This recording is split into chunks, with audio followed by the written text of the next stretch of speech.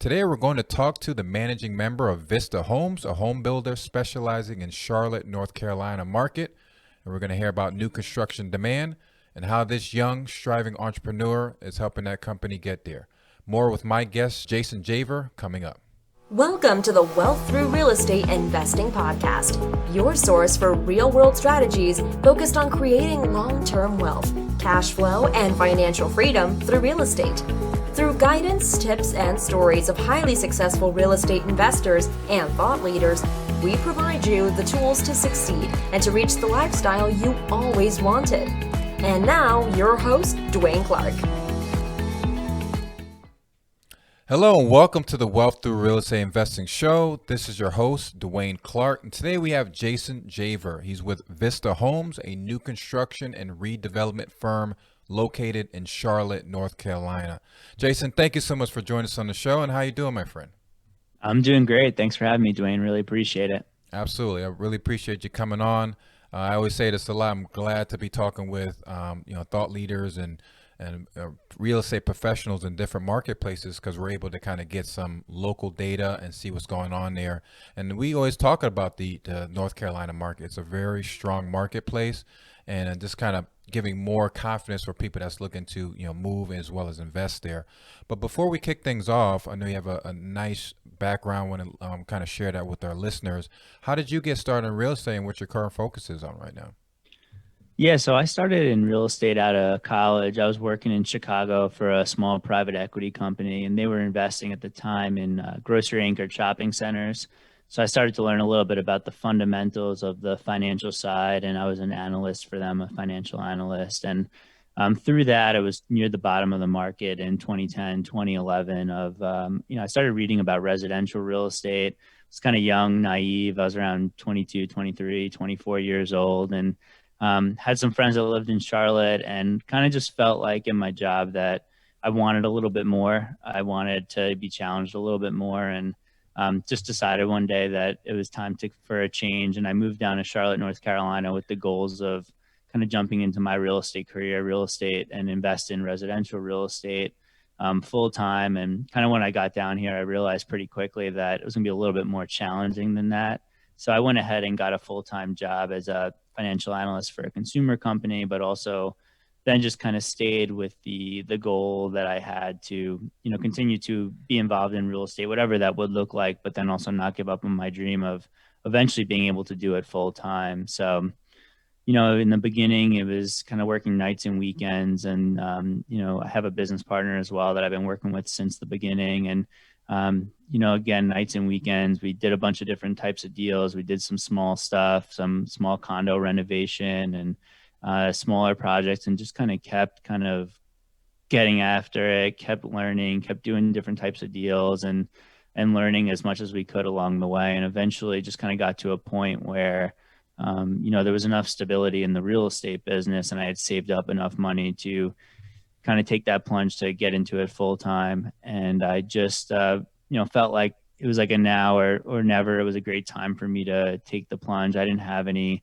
real financial commitments or anything like that. So it felt like if it failed, I could always, go back to doing it part-time and get another full-time job. But, I'd always kind of regret not taking that plunge essentially. Can you tell us about Vista Homes? So you guys are a new construction redevelopment company. So are you guys, buying lots of land and then just building it like, custom for customers?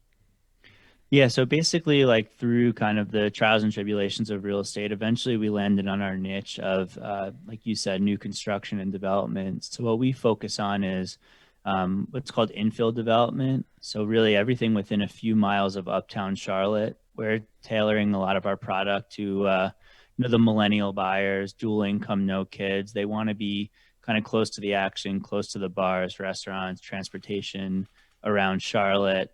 And it's a lot of areas that kind of weren't the hot area a decade ago. So what we do is we kind of specialize in finding those opportunities. So our background was, finding opportunities off market. So we find those opportunities, and now we have a construction team in-house and in place that will then build single family homes, duplexes, and townhomes based on kind of what we think is the best way to redevelop a certain site. So tell us about the Charlotte, North Carolina market. I mean, I kind of know it just from kind of like a large scale, that overall economically is pretty good. You had mentioned just before that you're kind of finding markets where, millennials looking for, close to amenities, travel and things like that. Can you tell us regarding the specific pockets that you guys are focusing on, as well as some of the kind of the draws and kind of the economical numbers that you guys rely on as well? Yeah, so I think, a lot of people like me almost a decade ago, they see Charlotte if they're from, maybe a Chicago or a Manhattan or on the West Coast in California, they see it as a cheaper alternative to those locations. And then I think we get a lot of people from, the Midwest, maybe it's Ohio or Buffalo, New York. You see a lot of those people that are just coming down for maybe a little bit better quality of life and quality of living, and better climates. So you really kind of get a mix of people that are looking for different things. The market overall is kind of at historic lows in terms of supply and really high demand. So right now we're at like a little bit over 1 month of inventory for new construction homes. So generally in a balanced market, they would say it'd be 6 months of inventory. So it kind of shows, how tight the market is. In general, especially our single family homes, they go really quickly. So it's, we're selling a lot of our single family homes before framing is complete on them. It's just, people continue to want to be in Charlotte. Charlotte's changed a lot in the last decade that I've, lived down here. I think people have a pride in the city as they see it grow as well. So you get people from all over that, start to just have pride in the development, and they want to be up on, the different new restaurants that are in town and feel like they're a part of the culture and the atmosphere and everything that's going on.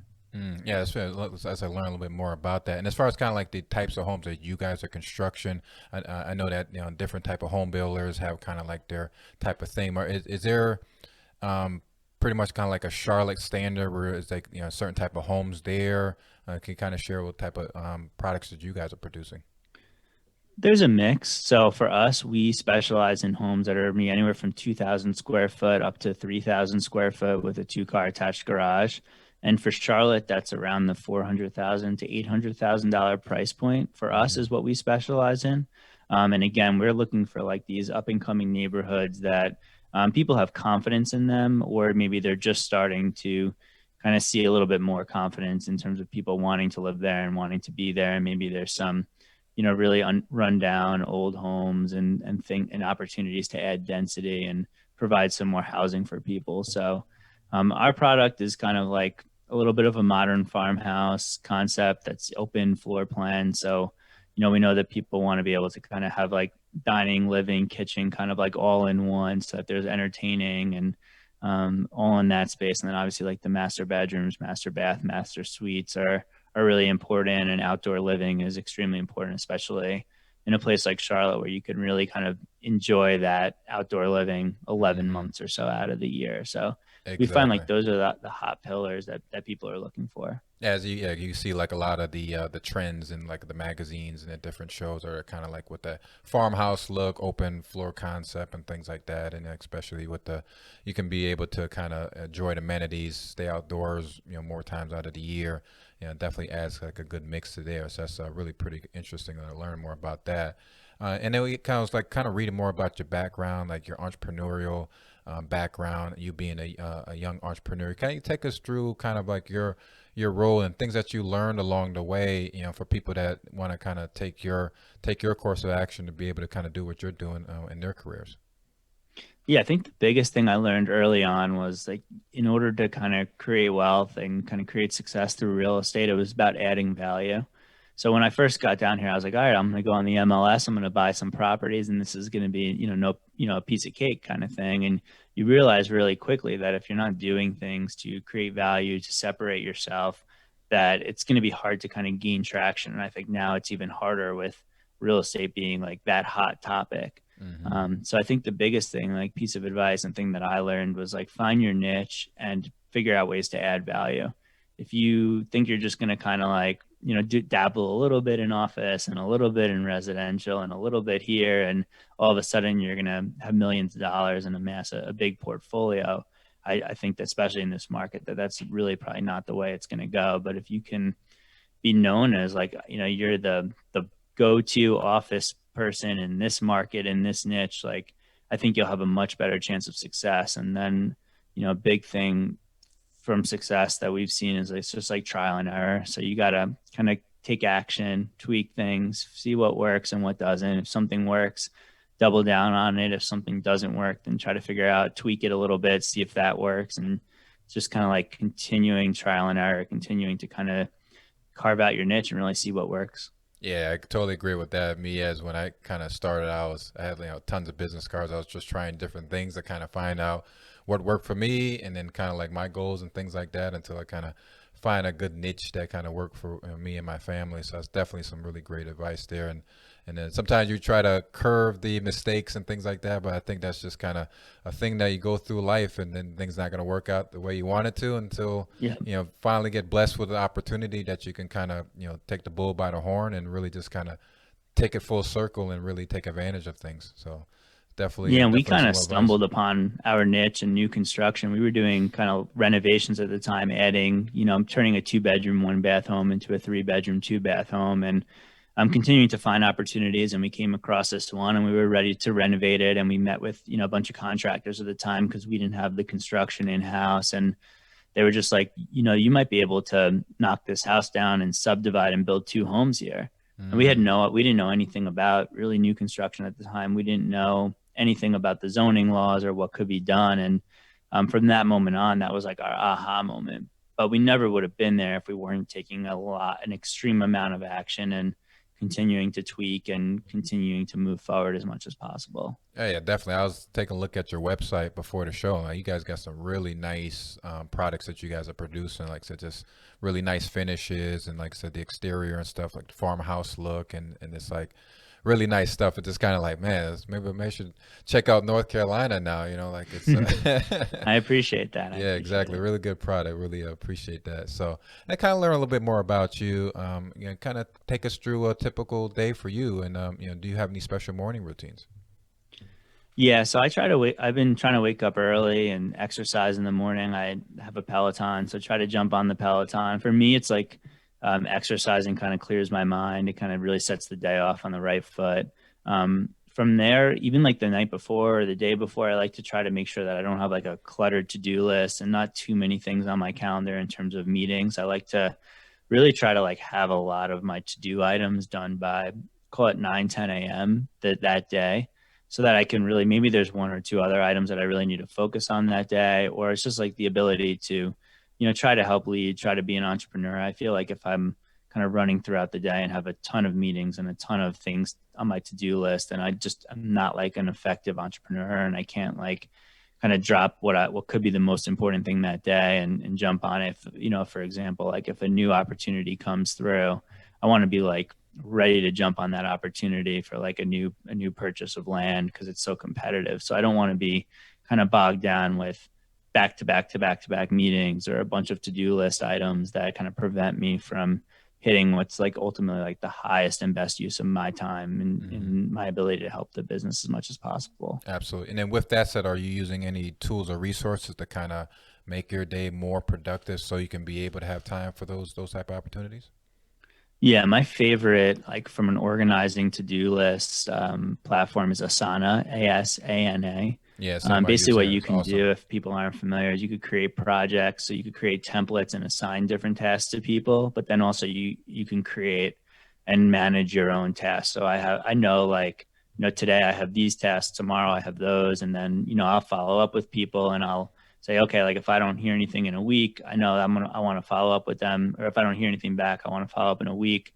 You change the date, you sort it a little bit, and you're able to just go. So I do that, kind of have like all my personal stuff, some personal goals, all my to-do lists, like my Asana. If that dropped off, I'd be in trouble.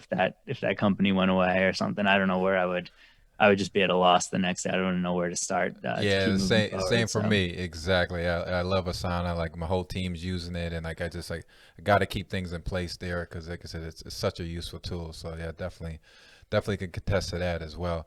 And with all the success and all of the things that with all the things that you're going to think about doing in the future as well, what can you say that you're most grateful for? I would say I'm just most grateful just for the opportunity to be here, honestly. I mean, I think it's taken a lot of patience and there's been a lot of stressful times. And I'm just kind of grateful for the opportunity to have this be my career full time. I know what it was like to kind of claw and have to do it part time. So for me, I'm just grateful to kind of be able to keep swinging, to get up every day, and now to have a team as well. We have, I have a business partner and 8 employees, and it's really cool to kind of see the growth of the company and to kind of create those relationships and know that we're building something that supports them, supports their lives. And, we really kind of value everyone kind of buying in and it being like a family atmosphere. So I'm really grateful for, again, the opportunity to be swinging, but then also the opportunity to kind of be with some great people and really create something that we're proud of. Awesome. And then as far as kind of how do we get in contact? We will make sure I have your website and things like that. But is there any information you're willing to share with us today? Yeah, you can kind of find me, Jason Javer. I'm on Facebook, LinkedIn. If you have any specific questions about real estate, I love to help out, especially like, young people that are getting started in real estate. They might not know kind of where to get started, so they can feel free to reach out to me. And yeah, you can find out a little bit more about our business at Vista Homes as well. Awesome. Jason, it was really a pleasure having you on. Best to you and continued success to you and your company. And we look forward to checking in on you again soon at another time. Thanks, Dwaine. Really appreciate it. Thanks for having me. All right. Take care, my friend. All right. Bye-bye. Thanks. Hey there, this is Dwaine Clarke, your host of the Wealth Through Real Estate Investing Show. I want to thank you again for tuning in and hope you're enjoying this valuable content. While I got you for a quick minute, I wanted to send you an invitation to join our growing investor community. It's called the Passive Investors Club. It's a group of like-minded individuals like you who are seeking financial freedom and to build true wealth through passive investing in commercial real estate. We take a totally different approach to investing that is opposite, that is pushed by the financial advisors and what we see in the mainstream media.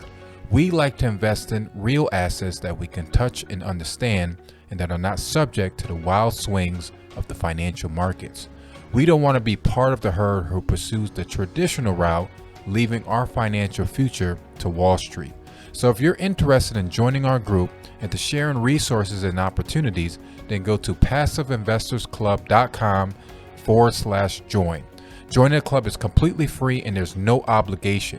And all our members receive our free Passive Investors course along with tons of resources and content. So again, passiveinvestorsclub.com/join.